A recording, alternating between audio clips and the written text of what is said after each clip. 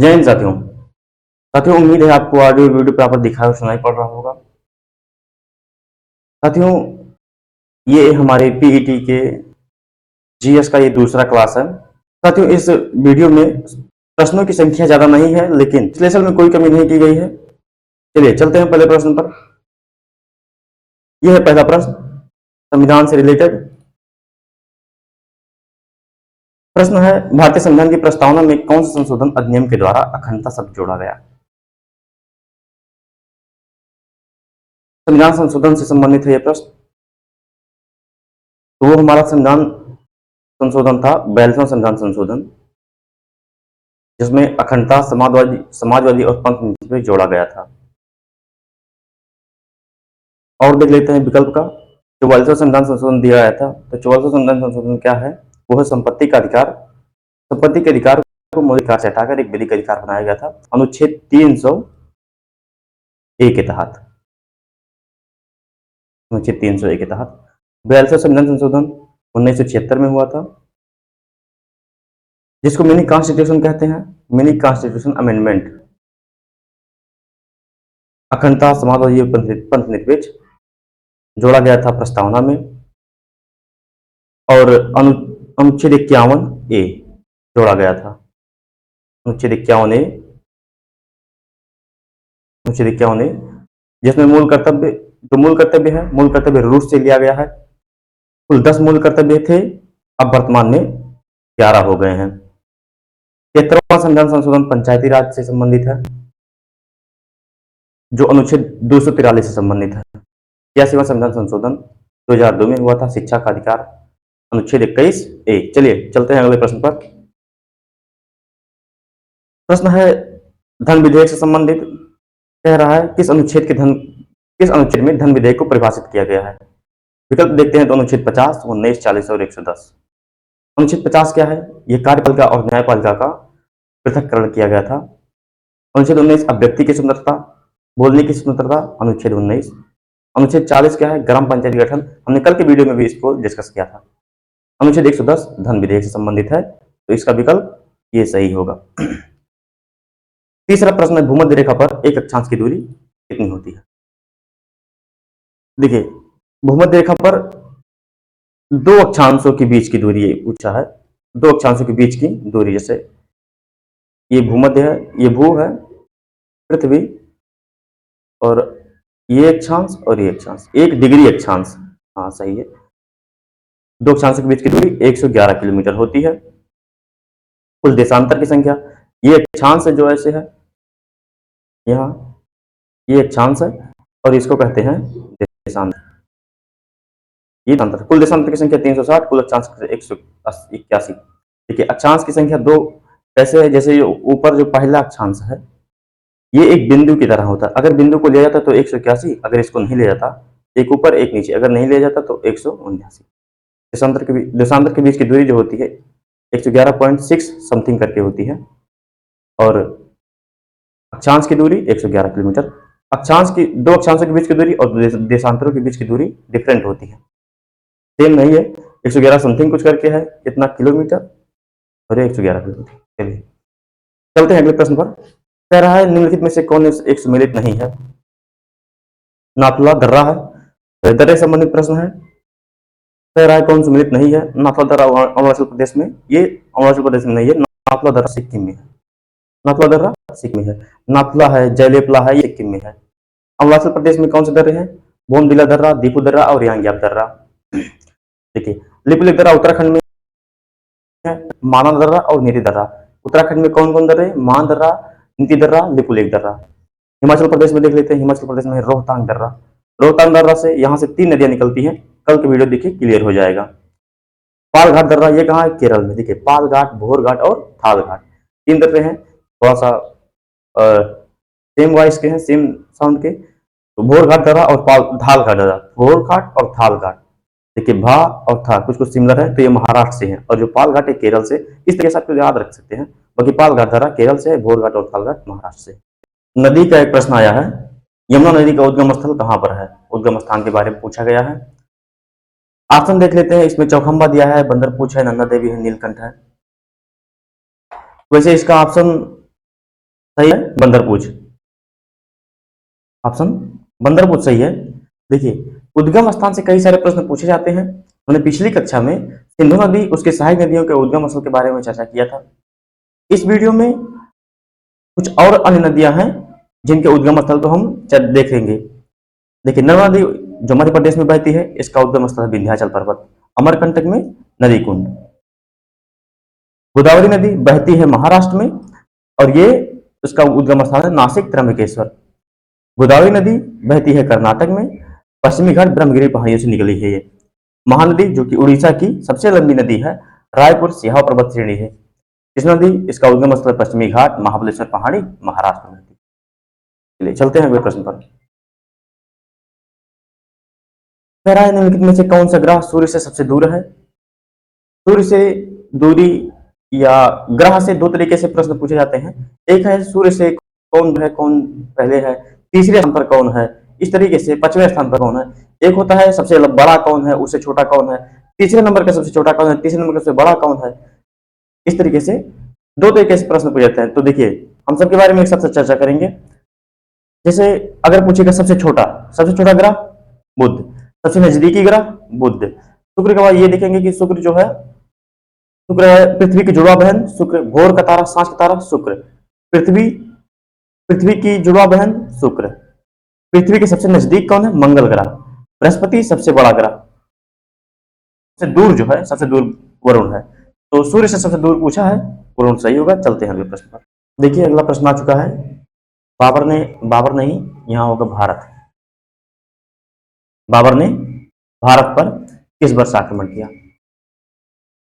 ये होगा भारत। बाबर ने भारत पर किस वर्ष आक्रमण किया था? ये किया था 1526 में। कौन सा युद्ध था?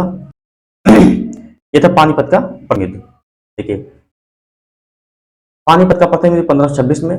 बाबर ने हर वर्ष 1526 से 1527, 28, 29 तक एक एक युद्ध लड़ा, जो कि महत्वपूर्ण है परीक्षा की दृष्टि से। पानीपत का प्रथम युद्ध लड़ा गया 1526 में बाबर और लोधी के बीच में। खानवा का युद्ध बाबर और राणा सांगा के बीच में। चंदेरी का युद्ध बाबर और मैदानी के बीच में। घाघरा के युद्ध बाबर और अफगानी के बीच में। 26, 27, 28, 29 एक क्रम से इसको आप एक बार देख लीजिए। बाबर ने अपनी आत्मकथा लिखी बाबरनामा, जो तुर्की भाषा में लिखी। कभी कभी प्रश्न पूछ लिया जाता है कि बाबर ने अपनी आत्मकथा किस भाषा में लिखी थी। चलिए अगला चलते हैं। प्रश्न दिया गया है कि दी गई घटनाओं को उनके कालानुक्रम के अनुसार लगाइए। ए है सिपाही विद्रोह, बी वास्को डिगामा और सी है बाबर द्वारा मुगल साम्राज्य की शुरुआत। सिपाही विद्रोह कब हुआ, इसका ईस्वी क्या है? तो यह है 1857 ईस्वी में। वास्को डिगामा 1498 में और मुगल साम्राज्य की शुरुआत 1526 में। इस तरीके से हम देखेंगे, इसमें सबसे पहले वास्को डिगामा भारत पहुंचा था इन तीनों में। तो ये 20 ही शुरू हुआ है, तो यही सही होगा। आगे चलते हैं। हड़प्पा सभ्यता से एक महत्वपूर्ण प्रश्न पूछा गया है। हड़प्पा सभ्यता के लोग किस धातु से परिचित नहीं थे, या हड़प्पा सभ्यता में कौन सी धातु नहीं पाई गई? उत्तर तो लोहा सही है, लेकिन हड़प्पा सभ्यता में एक प्रश्न ये पूछा जाता है इसी से रिलेटेड कि हड़प्पा सभ्यता का सबसे पूर्वी स्थल कौन सा है, सबसे पश्चिमी स्थल कौन सा है, सबसे उत्तरी कौन सा है, वो किस नदी के किनारे स्थित है, कोई प्रश्न पूछ सकता है। तो इस तरीके से सबसे जो उत्तरी है मांडा है, मांडा चिनाब। सबसे दक्षिणी है दायमाबाद गोदावरी नदी के तट पर। पूर्व में है आलमगीरपुर हिंडन नदी किनारे, और जो पश्चिमी है सुतकांगेडोर दास नदी किनारे। चलिए आगे चलते हैं।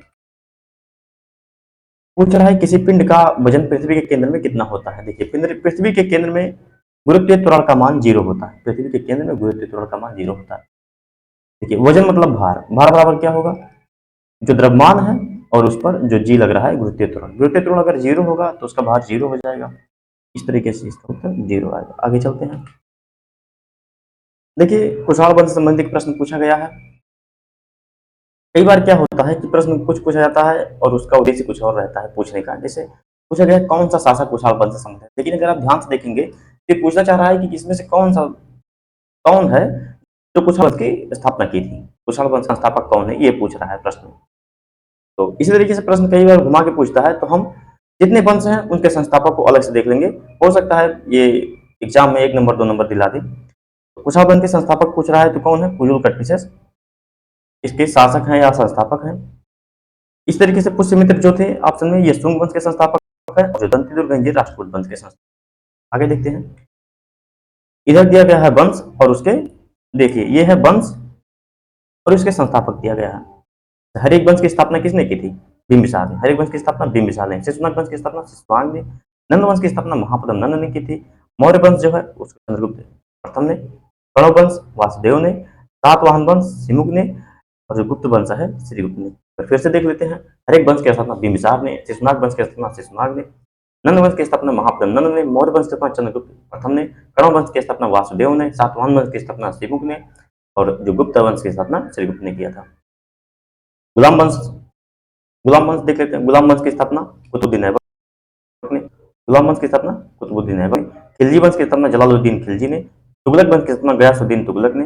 लोधी वंश की स्थापना बहलोल लोधी ने। संगम वंश की स्थापना हरिहर और बुक्का ने। बहमनी वंश की स्थापना हसन और गंगू ने। सालू वंश नरसिंह और तुलु वंश नरसिंह। अरविडु तिरुमल, अरविडु तिरुमल। देखिए सालू नरसिंह और तुलु वीर नरसिंह। एक बार फिर से देख लेते हैं, तो गुलाम वंश की स्थापना कुतुबुद्दीन ऐबक ने। खिलजी वंश की स्थापना जलालुद्दीन खिलजी ने। तुगलक वंश की स्थापना गयासुद्दीन तुगलक ने। लोधी वंश की स्थापना बहलोल लोधी ने। संगम वंश की स्थापना हरिहर बुक्का ने। बहमनी वंश की स्थापना हसन गंगू ने। सालू वंश की स्थापना नरसिंह ने। तुलु वंश की स्थापना वीर नरसिंह ने। और जो अरविडु वंश की स्थापना उसके संस्थापक तिरुमल ने। स्थापना ये संस्थापक लेके चलेंगे, आगे चलते हैं। जेल से संबंधित प्रश्न है। भारत के संदर्भ में जितने जेल से संबंधित जितने बनने वाले प्रश्न हैं हमने सबको एक साथ ले लिया है। अगर जेल से प्रश्न बनता है भारत के संदर्भ में तो यहीं से, इसके बाहर कहीं नहीं जाएगा। देखते हैं, मीठे पानी की सबसे बड़ी झील पूछा गया है। उत्तर है बुलर झील। है कहां पर ये बुलर झील? जम्मू एंड कश्मीर में। और देखते हैं, अगर पूछता है भारत का सबसे अधिक खारा पानी का झील कौन सा है? झील। भारत का सबसे अधिक खारा पानी का झील कौन सा है? सांभर झील। सबसे बड़ी कृत्रिम झील कौन सी है? गोविंद बल्लभ पंत सागर झील। सबसे अधिक ऊंचाई पर कौन सी झील है? चोलामू झील। ज्वालामुखी उद्गार से बनी झील कौन सी है? लोनार झील है। और पानी में तैरता सबसे बड़ा पार्क केबुल लामजाओ है, लेकिन पूछेगा केबुल लामजाओ किस झील पर है, तो वो है लोकटक झील। और ये है कहां पर? मणिपुर में। चलिए आगे चलते हैं। देखिए इधर देखते हैं झील, यहाँ झील लिखा गया है और उसकी वो किस जगह पर है बगल में लिखा गया। देखिए ये जगह लिखा गया है और ये झील। बुलर झील कहां पर है? देखिए जम्मू जिले, मैंने सबको लिख लिया है। जैसे बुलर जम्मू कश्मीर में है। नागिन झील बुलर नागिन झील जम्मू कश्मीर में है। डल झील जम्मू कश्मीर में है। वेरीनाग झील जम्मू कश्मीर में है। और एक है मानसबल झील जम्मू कश्मीर में है। देखिए वेरीनाग आप सुने होंगे, कर कल का वीडियो देखे होंगे, यहाँ से दो नदियां निकलती हैं जो कि महत्वपूर्ण है। तो कल का वीडियो देखेंगे क्लियर हो जाएगा। बाकी देख लेते हैं, बल झील, नागिन झील, डल झील, वेरीनाग झील, एक है मानसबल झील। ये कहाँ से है? जम्मू कश्मीर से है। सांभर झील राजस्थान से है। ठीक है, सांभर फतेह सागर डिडवाना, सांभर फतेह सागर डिडवाना। और एक है जैसमंद, ये कहाँ से है? राजस्थान से। जो चोलामू झील सिक्किम में है। लोनार झील महाराष्ट्र में है।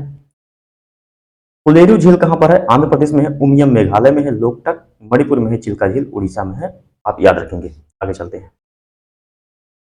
देखिए उत्तराखंड की जो जितनी झीलें हैं, उत्तराखंड की जितनी झीलें हैं सब में, उत्तराखंड की जितनी झीलें हैं सब में लास्ट में ताल लिखा है। देखिए ताल ताल ताल, सात ताल, नैनीताल, राग ताल, खुरपा ताल और एक देवताल, सब में ताल लगा है। ये सब उत्तराखंड की झीलें हैं। केरल की जितनी झीलें हैं उसको देख लेते हैं। बेम्बानाग झील, अष्टमुदी और पेरियार। बेम्बानाग, अष्टमुदी और पेरियार। एक बार रिवीजन करेंगे सबको। देखिए सबसे अधिक खारे पानी की झील सांभर झील। सबसे मीठे पानी की झील बुलर झील। सबसे जो बड़ी कृत्रिम झील है गोविंद बल्लभ पंत सागर झील। सबसे अधिक ऊंचाई पर कौन है? चोलामू झील। उद्गार से बनी एकमात्र झील कौन सी है? लोनार झील। और पानी में केबुल लामजाओ पार्क किस झील में स्थित है? लोकटक झील में। आगे देखते हैं, बुलर झील, नागिन झील, डल झील, वेरीनाग झील और एक कौन सा है? मानसबल झील। ये कहां पर है? जम्मू कश्मीर।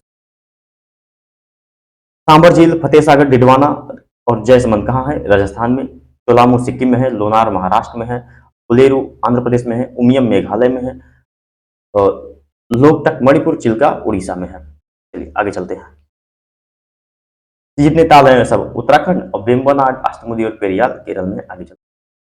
14वां प्रश्न है अर्थशास्त्र से संबंधित। देखिए अर्थशास्त्र में प्राथमिक क्षेत्र, द्वितीय क्षेत्र और तृतीय क्षेत्र को देख लेते हैं अच्छे से।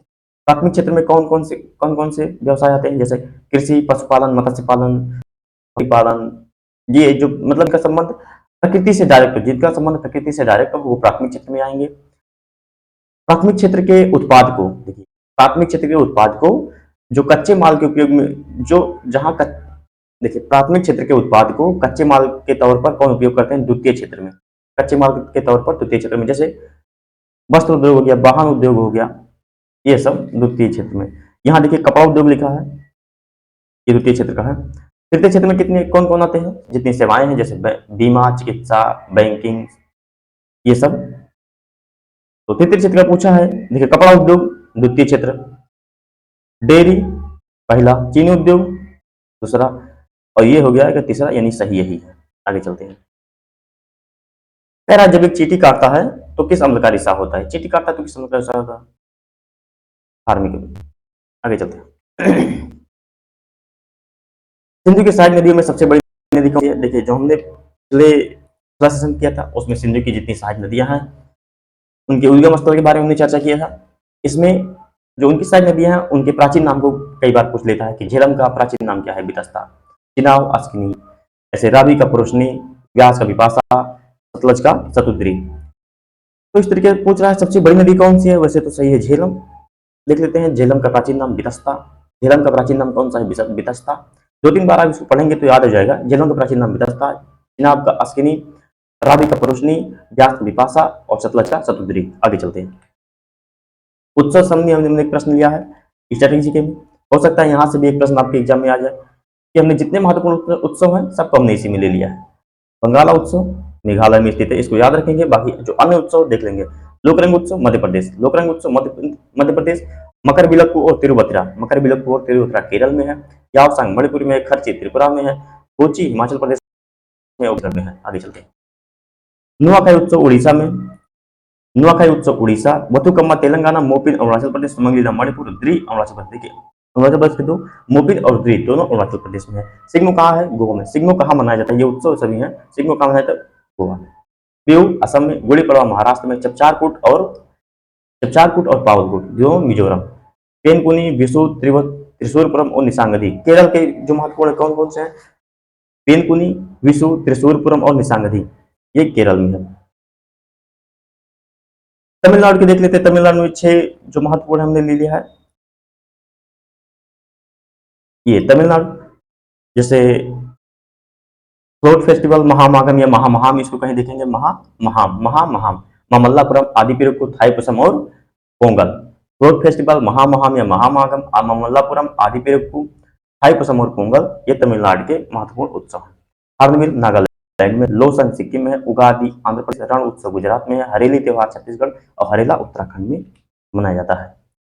नृत्य उसके समर्थक मतलब नर्तकी उसके समर्थक से प्रश्न पूछा जा सकता है एग्जाम में। तो 3 रेड्डी, राधा रेड्डी, राजा रेड्डी और दीपिका रेड्डी, ये तीनों, हलीम खान और प्रतीक्षा काशी, ये कुचिपुड़ी से संबंधित है। याद रखेंगे। जैसे पूछेगा कि कुचिपुड़ी के समर्थक कौन है? राधा रेड्डी, राजा रेड्डी, दीपिका रेड्डी, हलीम खान और प्रतीक्षा काशी।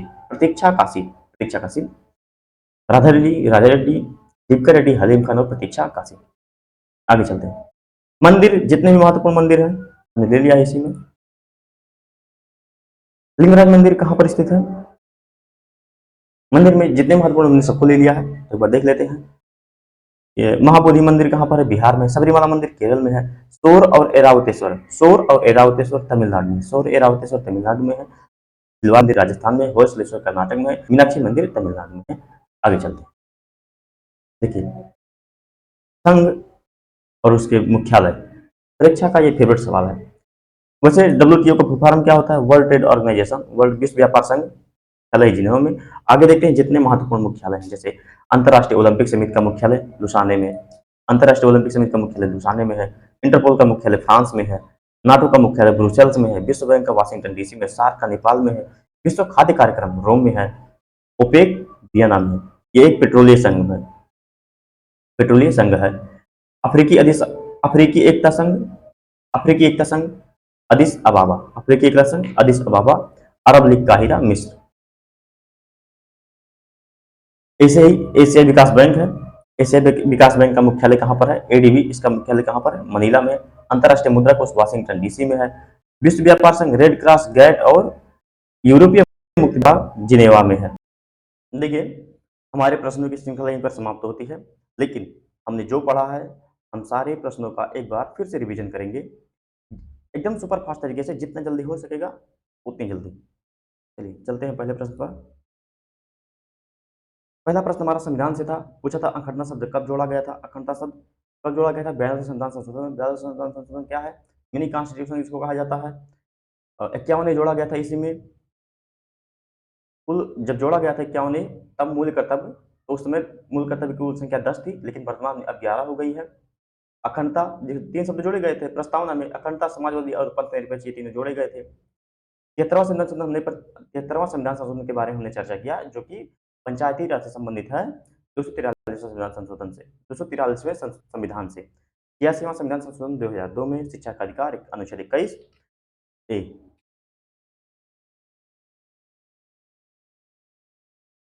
और प्रश्न था, धन विधेयक किसमें परिवर्तित किया गया था? तो यह है अनुच्छेद 110। अनुच्छेद 50 कार्यपालिका और न्यायपालिका के कार्य का पृथककरण।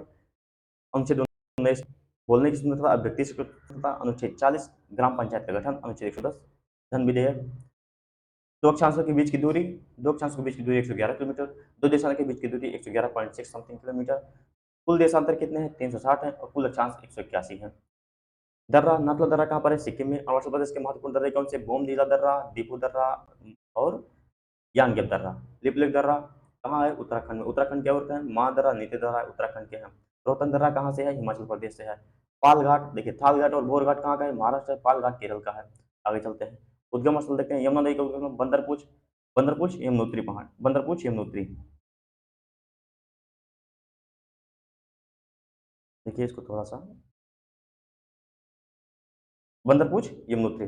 नर्मदा नदी का उद्गम स्थल विंध्याचल पर्वत, गोदावरी त्र्यंबकेश्वर पहाड़ी, कावेरी पश्चिमी घाट ब्रह्मगिरी पहाड़ी, महानदी रायपुर सिहावा पर्वत श्रेणी, कृष्णा महाबलेश्वर। ग्रह से दूरी ये पूछा था, तो सबसे ग्रह, सूर्य के सबसे नजदीकी ग्रह बुध, सबसे दूरी पर कौन है? वरुण। सबसे बड़ा ग्रह कौन सा है? बृहस्पति। दूसरे नंबर का सबसे बड़ा ग्रह कौन सा है? शनि। पृथ्वी के सबसे नजदीकी ग्रह कौन सा है? मंगल। पृथ्वी की जोड़ा बहन शुक्र को कहा जाता है। पानीपत का प्रथम युद्ध बाबर और इब्राहिम के बीच में, इब्राहिम लोधी के बीच में। खानवा के युद्ध बाबर और राणा सांगा के बीच में। चंदेरी के युद्ध बाबर और मैदानी के बीच में। और घाघरा के युद्ध बाबर और अफगानी के बीच में। ये तीनों एक क्रम से हैं, 26, 27, 28 और 29। बाबरनामा किस भाषा में है? तुर्की भाषा में। ये इसकी आत्मकथा थी।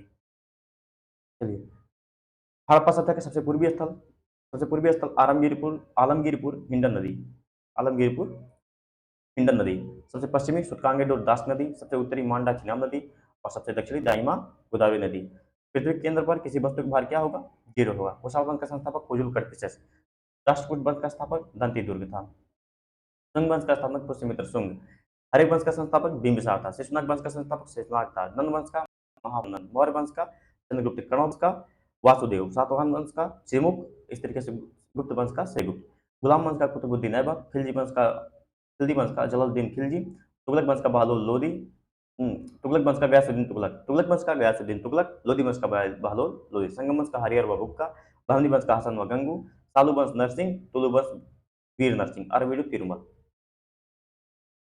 भारत के संदर्भ में झील से संबंधित प्रश्न यह है। मीठे पानी की सबसे बड़ी झील बुलर झील, सबसे अधिक खारा झील कौन सा है?